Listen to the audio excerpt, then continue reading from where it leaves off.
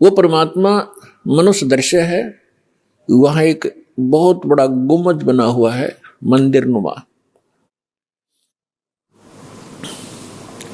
उसके सेंटर में परमात्मा का तख्त है, सिंहासन है, सिर पर छतर है। जैसे आप इस दास के ऊपर ये आर्टिफिशियल बना रखा भक्तों ने, ये देख रहे हो। और परमात्मा का वहां प्रकाश जो पूरे शरीर का बहुत ज्यादा है। उस परमात्मा के एक रोम माने बाल, एक रोम कहो या रोमकूप कहो, क्योंकि शरीर से ही, उनकी बॉडी से ही प्रकाश निकल रहा है, झलक रहा है, उसी से उसके रोम यानी बाल प्रकाशित हो रहे हैं। करोड़ सूर्य मिला दे, करोड़ चंद्रमा, तो भी एक रोम यानी बाल का प्रकाश ज्यादा होगा। तो इतना तेज है उस परमेश्वर का।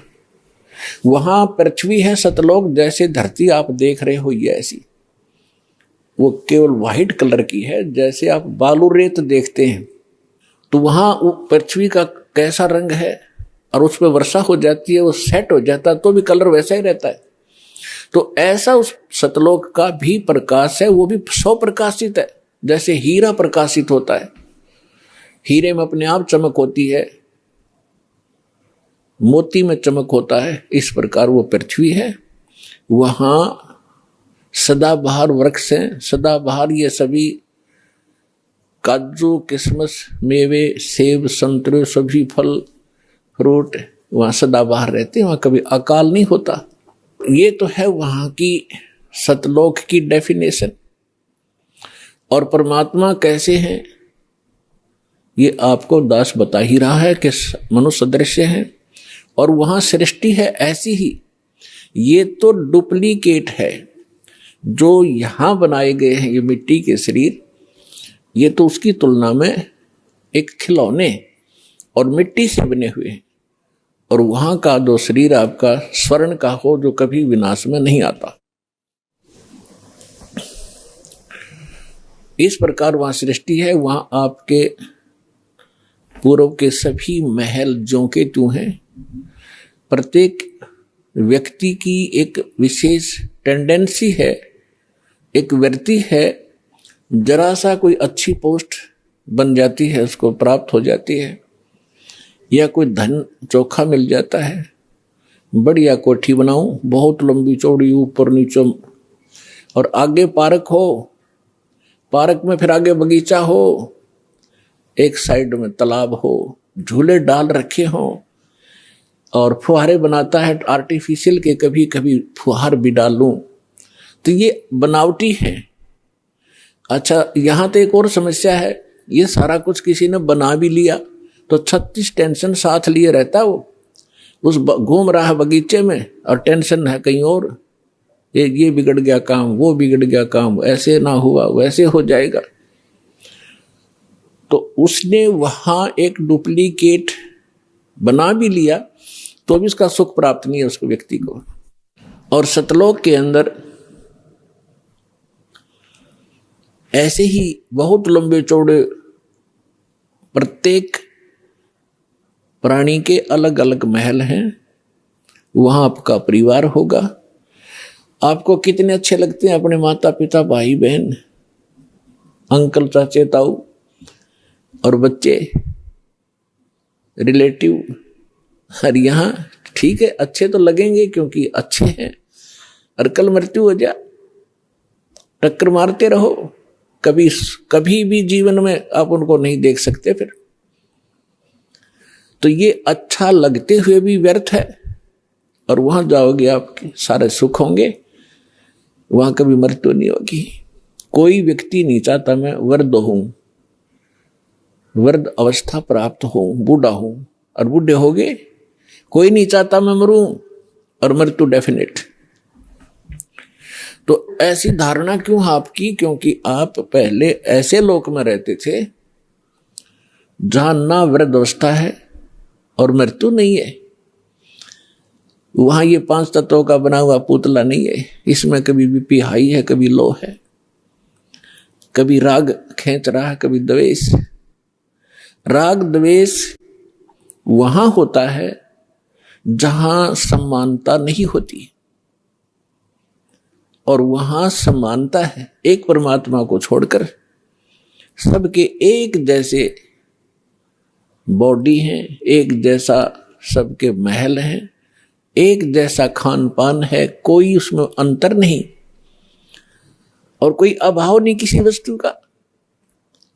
तो राग द्वेष और इस तरह के जो रोग होते हैं ये किसी त्रुटि के कारण होते हैं। तो आप जी उस स्थान को छोड़कर गलती से यहां आ चुके हो और यहां आपका कोई ठिकाना नहीं। जिन महापुरुषों को परमात्मा मिले उन्होंने बताया है, आगे गए ना बावड़े, बावड़े माने वापस नहीं आए। पहले जो चले गए उन्होंने आकर बताया नहीं हमारे साथ क्या बीती। और रहते भी सब जाही, बिन साहेब की बंदगी कहीं ठोर ठिकाना नहीं। पहले चले गए, उनका तो पता नहीं क्या बुरा हाल हुआ या अच्छा हुआ, उन्होंने तो कोई आके हमें संदेशा दिया ही नहीं और ऐसे ही शेष हैं वो चले जाएंगे। तो गरीबदास साहिब जी कह रहे हैं कि बिन परमेश्वर की भक्ति कहीं ठोर ठिकाना ना। जैसे आज कोई प्रधानमंत्री है किसी कंट्री का, वैसे तो सुख नाम की यह चीज नहीं है, पर हमने उसको घना बड़ा मान रखा है क्योंकि हम जीव संज्ञा में हैं। और कल वो प्रधानमंत्री सतभक्ति नहीं करता है और मृत्यु को प्राप्त हो जाता है, तो कहां गया वो सुख? आगे क्या होगा इन बच्चों को पता नहीं जो खिलौनों से खेल रहे हैं। ये मिट्टी के महल बना बना कर इसमें खुश हो रहे हैं, इनको पता नहीं क्योंकि भगवान ने आकर बताया, वो ज्ञान दास सुना रहा है। उसके आधार से हमें भविष्य का दिखाई देने लग गया कि आगे क्या होगा इसके साथ। उसके विषय में परमात्मा ने बताया है कि कबीर हरि के नाम बिन ये राजा रसब हो, रसब माने खच्चर जिसपे अच्छा वजन लोड कराया जाकर देगी तरह बोरे में, राजा रसब हो और माटी लदे कुमार के और घास न डाले कोई। गधे के साथ एक और समस्या होती है, सारा दिन काम को मार लेता है, शाम को बनी में छोड़ देता, घास खुद चर के आता है बाहर, फिर उसका कान फिर पकड़ लाता जब काम की आवश्यकता होती है। तो पुण्यात्मा परमात्मा ने ये जो ज्ञान दिया है आपको सतर्क करने के लिए दिया है, ना कि किसी की इंसल्ट करने के लिए। आप बालक हो वो परमात्मा है, आप उसकी आत्मा हो, आप उसके बच्चे हो।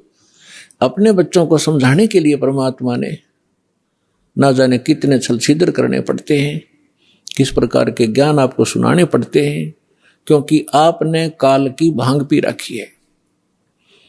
कबीर ये माया अटपटी सब गट आने अड़ी, किस किस को समझाऊं ये कुएं भांग पड़ी।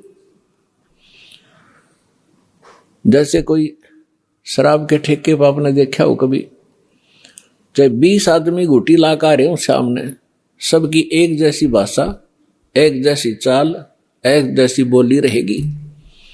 तो हमने इस काल की इस त्रिगुणमयी माया की भांग पी रखी है। यहाँ के इन तीनों गुणों के दबाव से हम जो जो कार्य यहाँ चाहते हैं करते हैं, यह भांग है और सभी एक जैसी वृत्ति होगी क्योंकि सबने एक कुएं की भांग पी रखी है। वो ज्ञान सुनने को मिला ही नहीं आपको।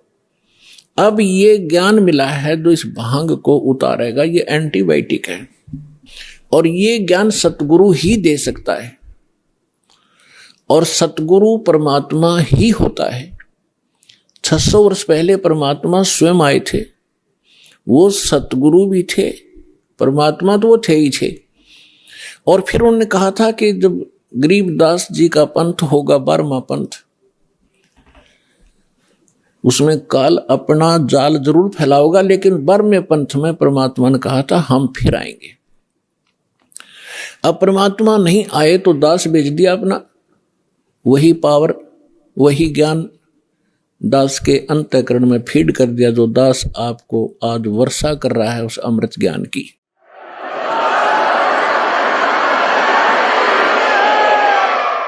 तो इस विश्व में वर्तमान में इस दास के अतिरिक्त कोई सतगुरु नहीं है।